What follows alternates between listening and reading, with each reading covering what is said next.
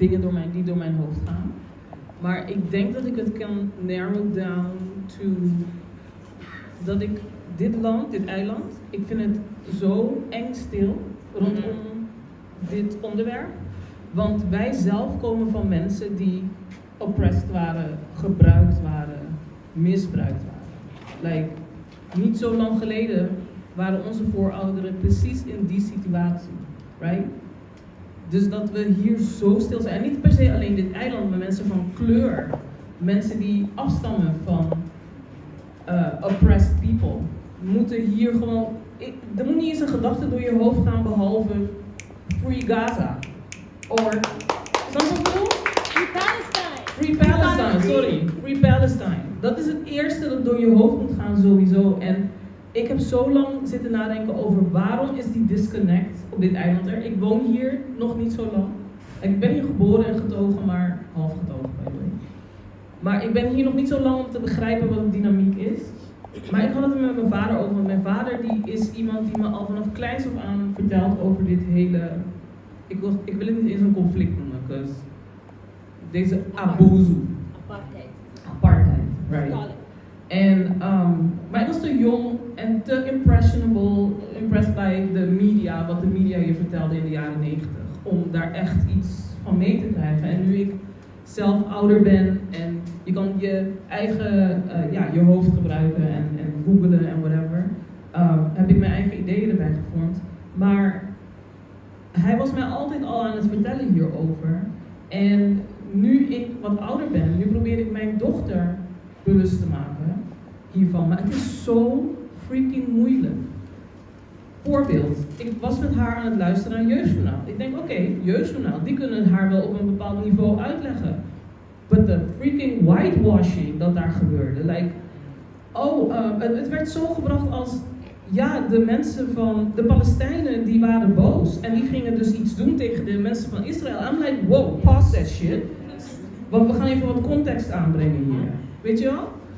So, het is op elke level word ik gestopt, bij wijze van, om het verhaal te vertellen. Of om te worden bijgestopt om het echte verhaal te horen. En dit heeft nogmaals niks te maken met het Joodse geloof, islam, helemaal niks. En dat vind ik dus het meest pijnlijke van Israël zelf, dus de overheid, die tot gisteren nog dit als reden gaven voor dit hele conflict. Right? Hij had zijn jodenster op en het was antisemitisme omdat je pro-Palestina bent. I'm like, what is happening in this world? Ja. Waarom denk je dat het hier niet leeft? I do not know. En dat is dus hetgeen dat mij al een tijdje... Ik denk persoonlijk, onze mensen, wij worden op alle mogelijke manieren klein gehouden door de westerse wereld. Right? Het feit dat iemand 3 banen moet hebben om alleen maar fatsoenlijk een stuk brood op tafel te kunnen leggen voor iemand, of op tafel, voor je kinderen, neemt al een heel groot deel van jou weg dat je kan nadenken over iets als een conflict in Palestina. Sorry. Right? So dat draagt echt bij aan het feit dat wij niet op dit eiland, de meeste mensen die kunnen zich daar niet struggelt in je eigen leven, dan heb je geen ruimte. And that's the thing. En dat is wat wij constant, dat wordt ons nog steeds zo. We are still a struggling people. We are not emancipated. We are not emancipated. We are not free. Emancipate yourself. Ja, maar dat is zo. Like, als jij nog zo moet hosselen en struggelen als een people, om gewoon een stuk brood en wat water op tafel te zetten, waar zijn we mee bezig? Right? Maar dat is dus een van de redenen die ik me kan bedenken van, oké, dat is waarom deze zaal zo leeg is. Ik bedoel, super happy dat iedereen hier is, maar eigenlijk had het tot aan de straat vol moeten zijn, had een podium hier moeten staan. Right? Maar ook al zakt het weg, blijf delen als je iets tegenkomt. Dat is het enige wat je kan doen.